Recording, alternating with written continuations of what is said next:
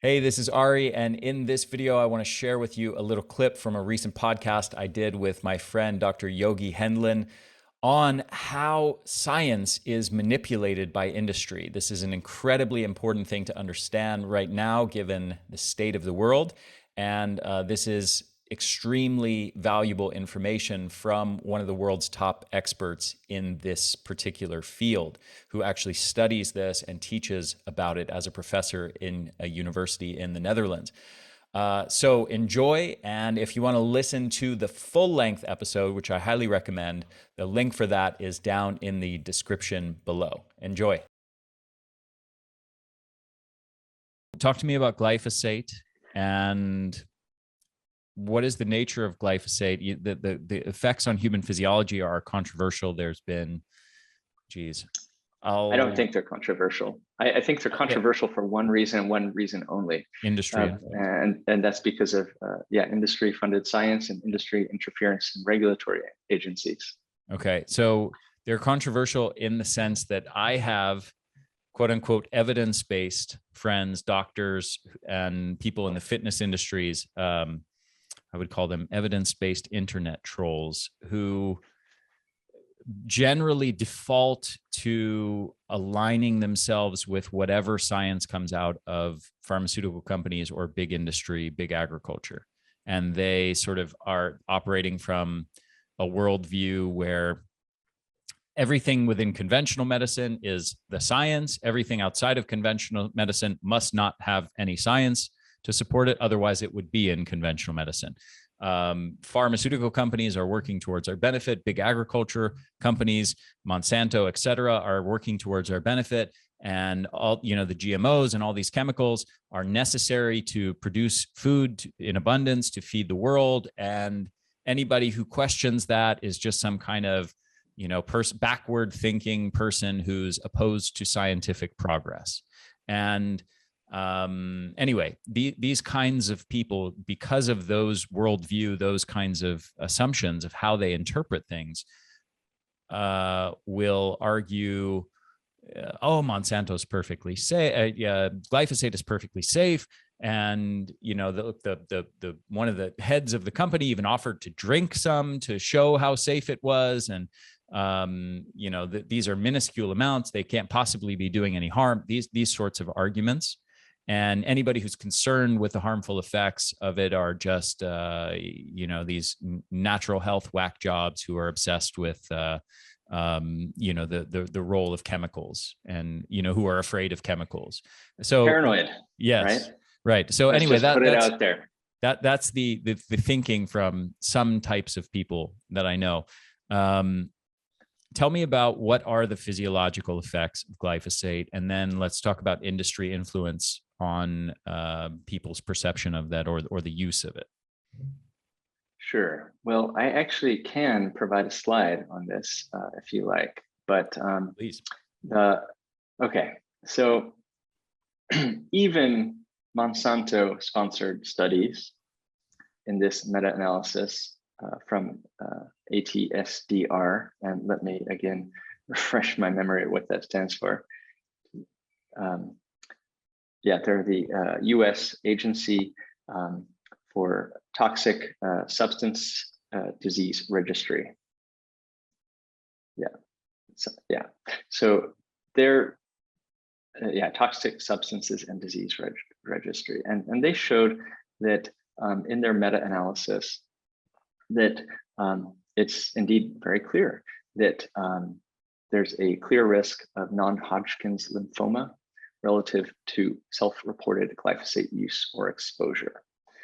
And my guess is that it's much worse than that,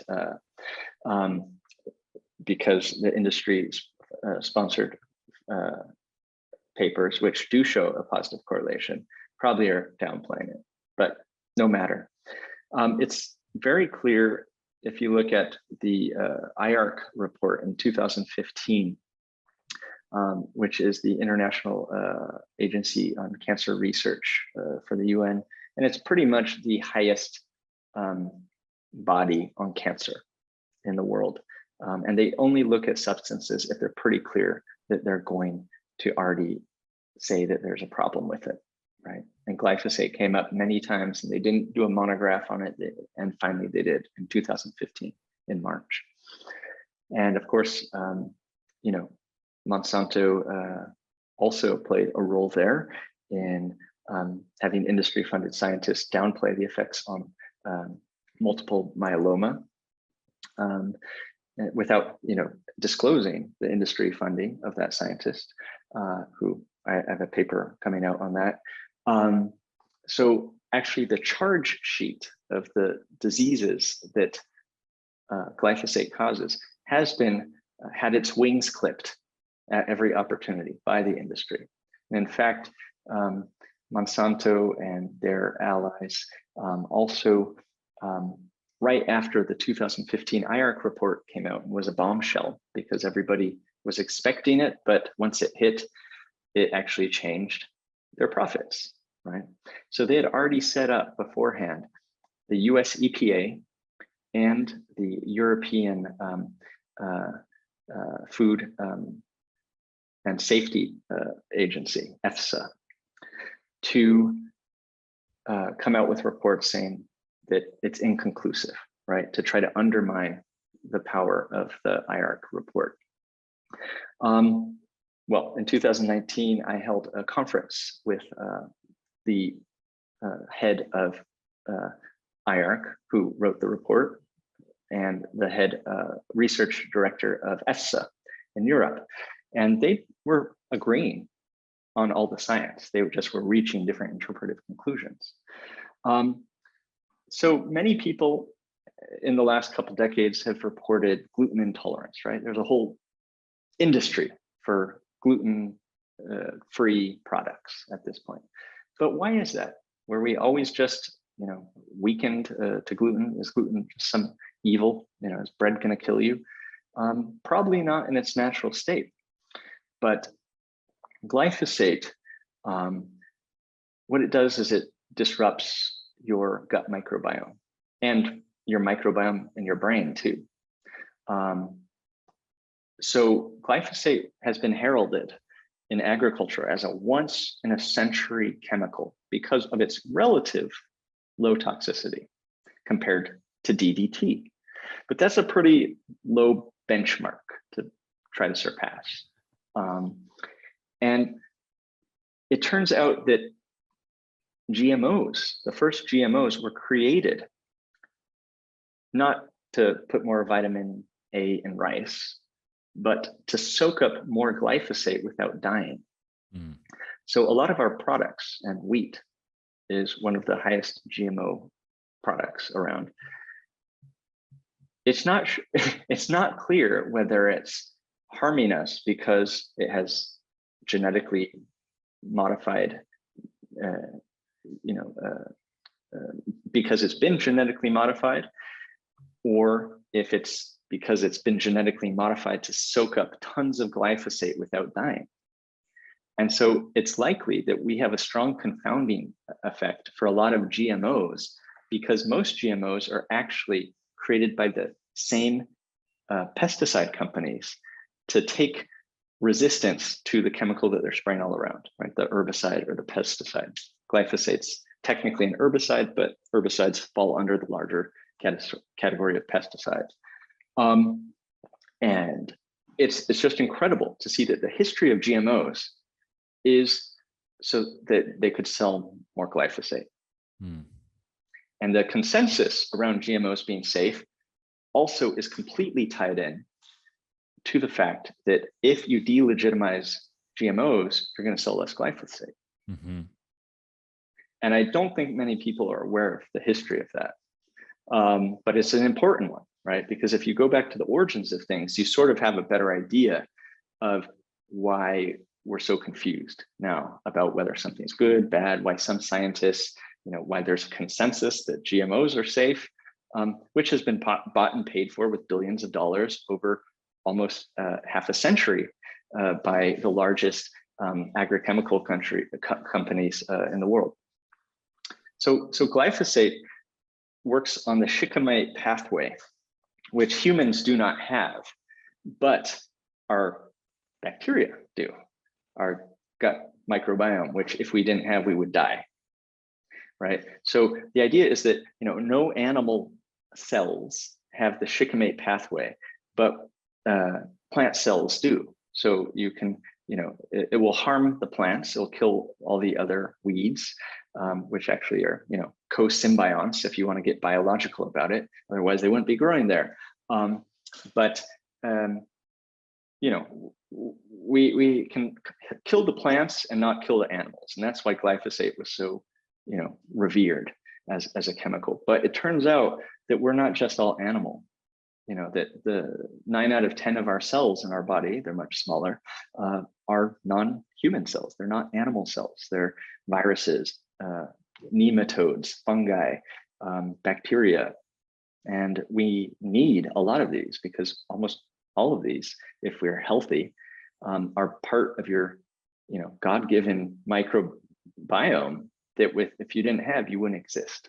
You wouldn't think thoughts. You wouldn't have emotions. You wouldn't have a body. You would not be able to survive.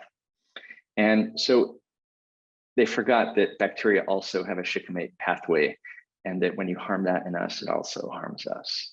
And so biologically, that's the pathway in which it causes, terrible, crippling, life-ending disease for countless numbers of people.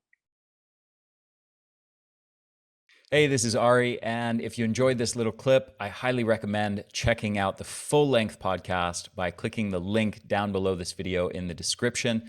Check it out. You're going to learn a ton more valuable information. Also, as always, I want to mention at the Energy Blueprint, we offer a ton of solutions to help you increase your energy. And as a side effect, help you prevent disease, dramatically improve your brain function, your mood, combating anxiety and depression, increasing your resilience to stress, and increasing your longevity. All nice bonuses to strategies designed to massively increase your mitochondrial function and your energy levels. And we've got a whole suite of products, online info products that guide you on strategies to optimize your lifestyle and nutrition habits. We've got an Eat for Energy course. We've got a brain course. We've got an advanced fat loss strategies course. We've got a breathing for energy course, which I highly, highly recommend. People just absolutely rave about that one in particular. And we've got a whole suite of supplements, mitochondrial formula, a brain formula, energy essentials and superfoods, which is our comprehensive multivitamin and multimineral and superfoods formula, and much, much more, actually. We've got, as of this moment in time, depending on when you're watching this, but as of this moment I'm recording it, I've got an amazing new anti-aging longevity formula on the way and an incredible new sleep formula that will be coming out in the next few weeks. Thank you for watching this. Again, full length link to the full length podcast is down below, and check out theenergyblueprint.com for our whole suite of products that can help you dramatically transform your energy levels. Talk to you soon.